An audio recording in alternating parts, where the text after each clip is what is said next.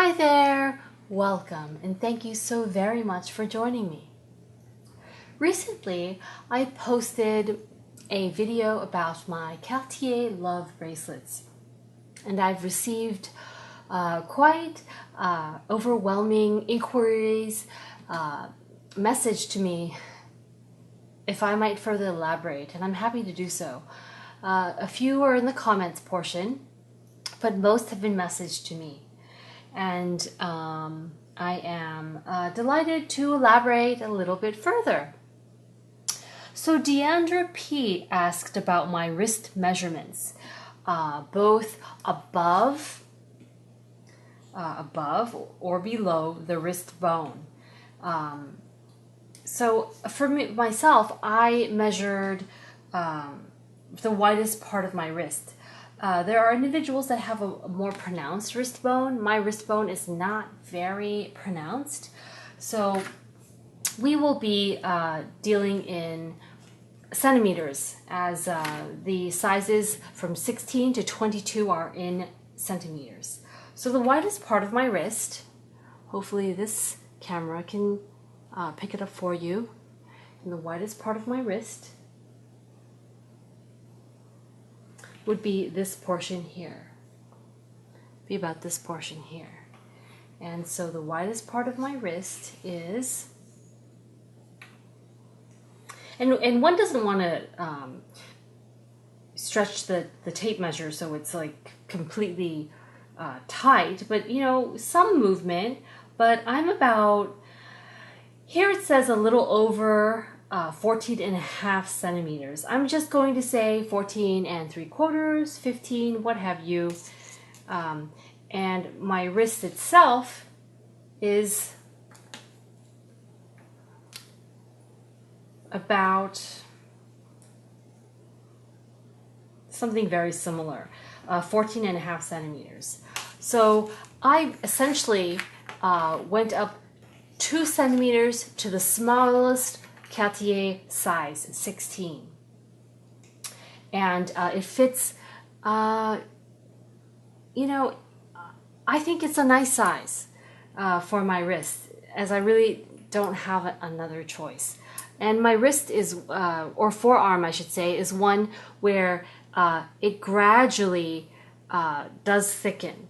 And there are some individuals where their forearms thicken rather swiftly, quickly after at this point. So it really depends upon your shape of your forearm as to what size. Now, I really would like to share with you that there is apparently a formula.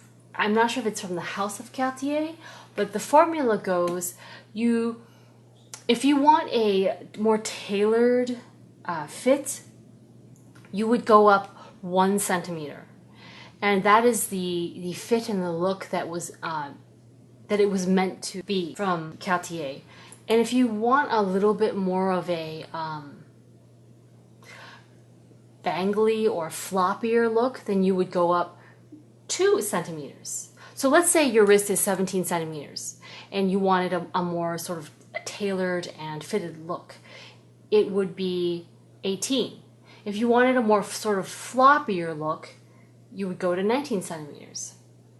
Additionally, I wish to note that depending upon which wrist you wish to wear your bracelet on would also determine, I would suggest measuring both wrists and go with the slightly larger wrist, as that way you're kind of, you know, open and able to wear them on both comfortably. And bear in mind, when it's warmer, especially when it's more humid, our wrist does tend to swell. So this is a good size for me. Essentially, I would say I went up about 1.5 centimeters. So hopefully I was able to address that for Deandra P. Now for Cat N88, she was concerned about the styling of my Cartier love bracelets. Yes, I do. I love bracelets, and I stack them. I wear multiple bracelets on both wrists, from time to time. And I'm happy to share that in a posting. And Kathy Nadal asked how I clean and care for them. Now, I'm not sure what you mean by them, fine jewelry in general or Cartier love bracelets, so I'll be more than happy to elaborate further in another posting in the days to come. But in terms of how I feel about them after all these years, yes, I really enjoy my love bracelets. They're meaningful to me. They are fun to wear. I'm so accustomed to them now. But I will say that initially, when I began wearing them, the edges were not the most comfortable. These are substantial bangles, and the edge almost felt like a little bit abrasive. They're 90-degree angles only, so nothing that would cut you. But they did take some getting used to. As well as how I felt about them initially. Well, gosh, initially I really loved them. They took some getting used to. And I love them because I'm the sort of person where I will be in a big hurry, run out of the house without perfume, without jewelry. I'm just sort of absent-minded that way. And so with these bracelets, I felt so polished, elegant, dressed, presentable, without even having to think about it because they're on all the time. And yes, two of them, the pros and cons. The pros are, I have two of them and I enjoy them immensely. The con may be that because they do rub up against each other constantly, this surface that touches this bracelet and this surface that touches this bracelet is dulled, whereas this surface and this surface are still shiny. A lot of pros. You know, they're beautiful, they're decorative, they're meaningful, they're lovely to enjoy and have. But in terms, let's focus on the cons. One of them is that the rose gold fades on me. It's still not yellow gold, not that bright, but it is much closer. It used to be a great deal more rosy, beautiful rosy gold, as shown here. And another con would be that they do generate some attention. People do sort of stare, for lack of a better word. So it's handy to have a coat, a cardigan or something, or just pockets to put your hands in so that it generates less stares. Another thing I should mention, I guess it would be a con, is that Cartier does not have its own foundry. They do not make their own alloys. This is just like any other white gold. It offers a bit of a yellow tinge. It is rhodium plated. The Cartier love bracelet without the diamonds is not rhodium plated, so it has a grayness to it. This does not. But every so often, I would say quite a while, one would need to take this back into Cartier and have it replated. It's not the type of jewelry house, that has its own foundry.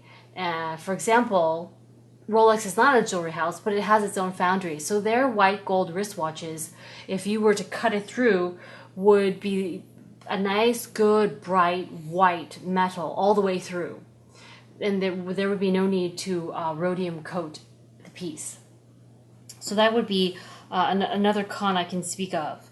But because these have the full diamonds, the 10 diamonds, it is a nice, bright white with the help of a rhodium coating. And another question I received is, which screw design do I prefer? I am really neither here nor there on the screw design. I don't care. I appreciate the originality and the simplicity of the original screw design. Yet the new one is handy because the screw does not completely detach from the piece. So there's really little risk of it falling out. Yet, when putting them on one's wrist, please make extra sure that they are properly and appropriately aligned, as the newer screw design can, if you're not careful, you can just completely damage it. So that would be a con right there. And will I buy more? I did not buy these for myself, so I probably wouldn't buy any more, but I would gladly receive them as gifts in the future. And other love bracelet styles I've tried on. I've tried on the all pave white gold love bracelet with the black ceramic screws, and it really is gorgeous. However, I don't feel it suits me. I prefer the sort of original, to kind of be loyal to the original design, and that is a piece to wear all the time, and that I don't take on or off. It's sort of a symbol of love, enduring love. So I just, it's a piece I keep on every day, every night. And so that particular bracelet, which I think is really interesting, is not that type. It's actually a latch hinge that you can take off at your whimsy. And it is also a little bit thicker, as the pave work requires a little bit more metal so that it can be paved into it. And Hungarian LV girl asked, did I encounter any issues through traveling, airport security and customs and whatnot? My experience has been that they are somewhat acquainted with these types of bracelets, and so it's not a big deal. And additionally, when one goes through the security scans, to hold the wrist that you have your bracelet on against your body and walk right through, and that should not set off any alarms or anything like that. As well as should I carry my screwdriver with me? Well, I personally do have my Cartier love bracelet screwdriver with me pretty much at all times, because I feel like one never knows, and just in case I must take it off, I don't want it done with an implement that is not made to do so. Another question is, how much is it for the replacement screws of the original screw mechanism? At the time of this posting, I believe it is about $75 US for a pair of screws. Thank you so much for joining me. I so appreciate it. Hopefully this has addressed some of your concerns and questions. Please feel free to contact me if I was unable to address your inquiries and concerns. Thank you very much.